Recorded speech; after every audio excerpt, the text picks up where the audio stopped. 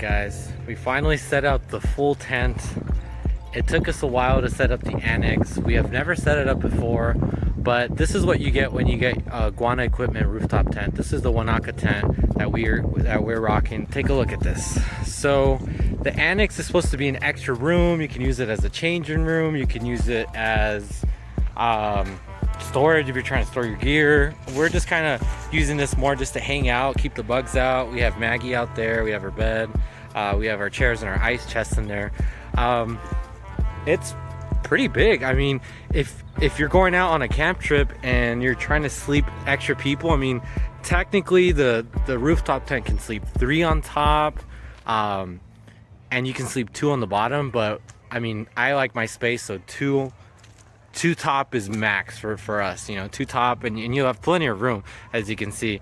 But we didn't take out the rain guard, so the black tarp is just for like rain, but we didn't want to take it off because then, you know, you have to put it back on, right? But other than that, it took us a while to figure things out. We didn't get to stake the poles in. I'll put the poles in because technically, as you guys can see, this right here folds out all the way out, so you have a shade here, this becomes a shade, and so does the other side right over here on this side. It was just a hassle, and I was like, you know what, there's plenty of shade here where we have lots of trees, so I'm like, I'm just not gonna bother setting it up.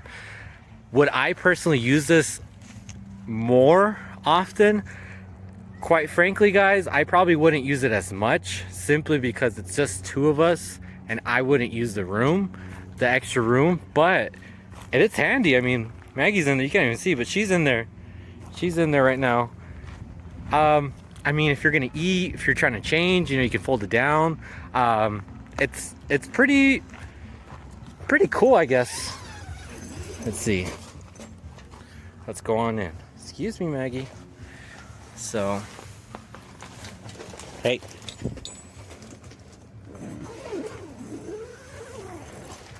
Cool. So you can zip it up from inside and outside. Here's Maggie. One of the drawbacks, the first thing you notice is, I mean, you get dirt right away, and I don't know how this will hold over time with the ladder. I mean, there is plastic down here, but I don't know.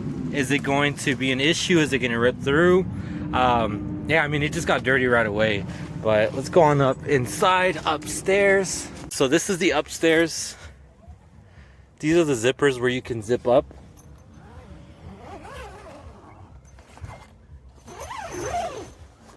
See? So you can look at the stars at night, but if it's too bright, just zip it up. You have a view here, obviously a view from here and from this side, and of course you have the LED bar up here, which really helps at night when you're just, you know, trying to hang out, maybe do some reading or watch, you know, a movie or something. Some ventilation up here and here. One of the things I noticed last time when we used the tent was, if you close every zipper, you're gonna get condensation inside because it'll get really warm, and especially if it's cold outside, the walls will get a little wet, but not a big problem. So today we're definitely gonna leave a little bit of the windows open, just to get some air, and that way we don't get that condensation. But I mean, up here it's really comfortable. It's plenty of space. Let me try to get all the way to the side here. So I'm all the way to the side here, and I mean, I can't even touch the other side. I'm like, oh, it's still there. But yeah, like I'm saying, like, you just have a lot of fun. You can even open this one up, but I just decided not to, just because there's some people on that side, and, you know, I just want to have a little more privacy. But give you guys a view of how it looks from down here. So again, it's a great spot if you're going to do, you know, if you're going to change. Like I said, I can see this how it would be used for like a changing room, or like I said, just an extra sleeping space, you know, if you have kids or extra guests that want to go camping with you. This is a great option just to have. But like I said, the only drawback is, of course, your shoes are going to bring in dirt, pebbles and stuff, but it's tall. I mean, it's tall. Like, I can't even reach the top. See? So, and then you still have this here, which my head doesn't, it actually just barely touches the top of my hair up here. You guys can see my curly hair. But depending on how you set it up, you can also open this up. So you can have access from inside the car to in here to upstairs. So, I mean, it just creates tons of space. Truly makes it a hotel element if you look at it that way. The way we have it set up, technically, if you use it this way, let's see, comfortably, 2 on top. I don't know what you guys think down here, maybe 2, 3, I don't know, 2. And then, of course, you know, you have the platform too, which right now we have a lot of stuff here, but you know, we have our platform here.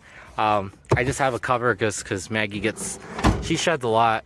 So, you know, technically you could sleep 2, 4, 6, you know, just probably squeeze in another person or so, but it's cool. I really enjoy the rooftop tent. The only drawback to a tent like this is, you know, it's a double-edged sword because one, you do get a lot of space. It's really cool to have a lot of extra room to do more stuff, to have a lot more gear, but it's also a curse at the same time because the bigger it is, it's more of a hassle putting it away, storing everything. And this tent is about 155 pounds, I believe. It's heavy to put up. I can't do it alone. I always have to have someone help me put it up. A lot of you guys always ask me what I have for my roof racks, and I know a lot of you guys think it's the OEM racks. Guys, these are not the OEM racks. What I want to show you guys, these are replica racks. They don't fit nicely. As you can see, it's like this part creates like a whistle sometimes when I'm driving.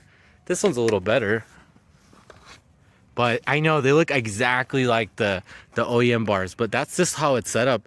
I know it looks sketchy, but believe me guys, this actually holds. It doesn't move, it doesn't shake. I haven't had an issue at all with it.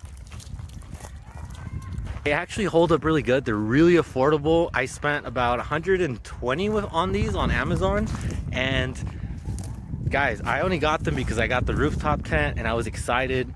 And I'm sure if you guys are looking, these rooftop roof bars are super expensive. You know, I would love to get like a adventure rack or just a really nice like whole roof rack, but I just don't have, you know, $800 or $1,000 to drop on that. I mean, don't get me wrong, they look amazing, but I'm trying to go on adventures on a budget, trying to have fun, not trying to spend too much money. So, and also encourage you guys, you know, you don't have to drop thousands of dollars to convert your vehicle. As you guys can see, our car's pretty stock right now, but we have a lot of fun. We go everywhere. It doesn't draw too much attention, but that's just how it looks. Guys, so let me know what you guys think. Is the Annex a gimmick? Would you guys really use it? What would you guys use it for? Do you see yourselves, you know, wanting to own a tent, something like this? You know, what's your ideal tent? I'm very curious to try out the roof nest tents, yeah, just because those pop up and they just seem really easy to set up and disassemble. So roof nest, if you're watching this or if you hear this, send me a tent. I would love to review it, compare it to one of these pop-up tents like this. It'd be interesting to see how it compares. Of course, those are a little bit smaller, and this is like a huge, like Big Daddy tent, but I'm still curious to see. So let me know if you guys own a roof nest tent. Tell me how it works. Do you like it? What are the drawbacks? What are the pluses of it? Of course, the convenience of how lightweight it is. But let us know down below. Hope you guys enjoyed this one. If you guys like more videos like this, be sure to give us a thumbs up and subscribe so you guys don't miss any future content. Really appreciate your guys' support. Peace, guys.